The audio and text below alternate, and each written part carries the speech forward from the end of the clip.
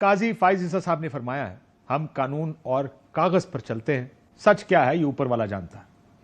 قاضی صاحب سچ کیا ہے یہ پبلک بھی جانتی ہے اور سب دیکھتی ہے۔ نئے چیف جسٹس صاحب نے کہا کہ اگر قاضی صاحب کو اکسائیں گے تو ان کے غصے سے بچنا بڑا مشکل ہوگا، اور پبلک نے گزشتہ چند مہینوں میں یہ بھی دیکھا کہ واقعی ان کے غصے سے بچنا مشکل ہی نہیں ناممکن ہے۔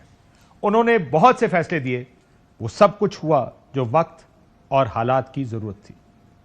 جسٹس منصور علی شاہ نے چیف جسٹس کو دیے گئے الوداعی ریفرنس میں شرکت نہیں کی اور کہا کہ چیف جسٹس قاضی فائز عیسیٰ صاحب نے شتر مرغ کی طرح ریت میں سر دیے رکھا اور عدلیہ پر بیرونی اثرات اور دباؤ سے وہ لا تعلق رہے۔ قاضی صاحب نے عدالت کے اندر ساتھیوں کے درمیان تلخ تقسیم اور ٹوٹے ہوئے تعلقات کو فروغ دیا، جس کی وجہ سے عدلیہ پر دیر پا داغ رہیں گے۔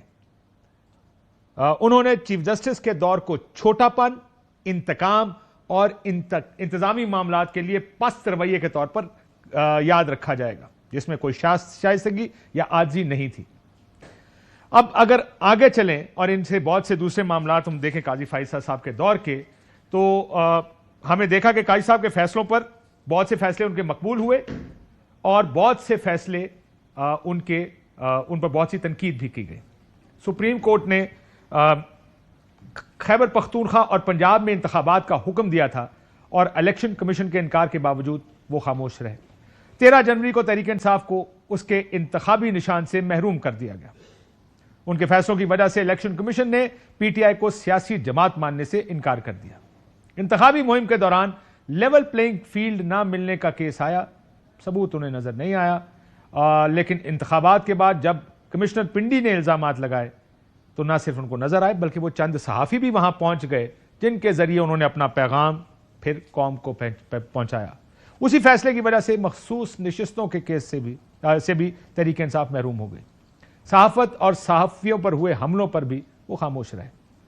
بہت سے قاضی صاحب نے جب پی ٹی آئی کے لوگ اٹھائے جا رہے تھے تو جب یہ کیس قاضی صاحب کے سامنے آیا تو انہیں بڑا ایک تاریخی جملہ کہا، وہ ان کا نہیں ہے، تاریخ میں وہ کسی اور نے لکھا تھا یا کہا تھا، لیکن قاضی صاحب نے اس کو استعمال کیا کہ if you can't take the heat, don't go in the kitchen، یعنی اگر آپ گرمی برداشت نہیں کر سکتے تو برائے مہربانی کچن میں نہ جائیں، یعنی وہ جو ہو رہا تھا ان کے ساتھ اس کو جسٹیفائی کر رہے تھے۔ اسلام آباد ہائی کورٹ کے ججز کا لکھا گیا خط جو قاضی صاحب کے سامنے آیا، اس پر جو بھی الزام تھا قاضی صاحب نے اس پر بھی کس سے شکایت کی؟ جس پر اصل میں الزام لگا تھا۔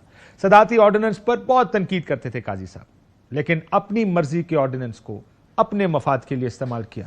پریکٹس اینڈ پروسیجر، جسٹس منیب کو کمیٹی سے نکالنا تھا، آرڈیننس لایا گیا، شاید مرضی سے لایا گیا ہو، اور اس کو آنن فانن انہوں نے گھنٹے کے اندر کسی دوسرے جج کو، یعنی دوسرے جج معزز جج صاحب کو اس کمیٹی کا حصہ بنا دیا۔ ارشد شریف صحافی ہمارے دوست، ان کا خود نوٹس کا کیس تھا، 1 سال کے دوران سماعت کے لیے مقرر نہ ہو سکا۔ الیکشن کمیشن کی اپیل منظور کرتے ہوئے قاضی صاحب نے یا ان کے بینچ نے لاہور ہائی کورٹ کے الیکشن ٹریبونل کے تشکیل کے فیصلے کو کل عدم قرار دے دیا۔ 63A کا جو نظر ثانی کا کیس تھا وہ بھی بڑی اہم اور انٹرسٹنگ ٹائمنگ تھی، جس پر بڑی تنقید ہوئی۔ حکومت کے لیے وہ راستہ کھل گیا جس سے وہ لوٹے بنائے گا، اور یہ بھی اسی پریکٹس اینڈ پروسیجر سے ہو سکا۔ 26ویں آئینی ترمیم منظور کر لی گئی۔ اس کی ٹائمنگ اور نیت کے بارے میں کچھ نہیں کہنا چاہتا۔ سپریم کورٹ کے 13 جولائی کو دیے گئے مخصوص نشستوں کے اکثریتی فیصلے پر 3.5 ماہ اس پر عمل درآمد نہ ہو سکا۔ چند فیصلوں پر ان کی تعریف بھی کی جاتی ہے۔ ظاہرہ ماضی میں انہوں نے جو فیض آباد دھرنے کا فیصلہ دیا اس پر ان کی بڑی تعریف کی گئی۔ پریکٹس اینڈ پروسیجر، اپنے اختیارات کم کرنے کو جس طریقے سے انہوں نے ایکسیپٹ کیا، لائیو نشریات کا آغاز کیا، الیکشن کمیشن اور صدر سے تاریخ لی 2024 فروری کے الیکشنز کی، جوڈیشل ایکٹیوزم سے انہوں نے خود کو دور رکھا۔ یہ وہ چند چیزیں جس کی تعریف ہے۔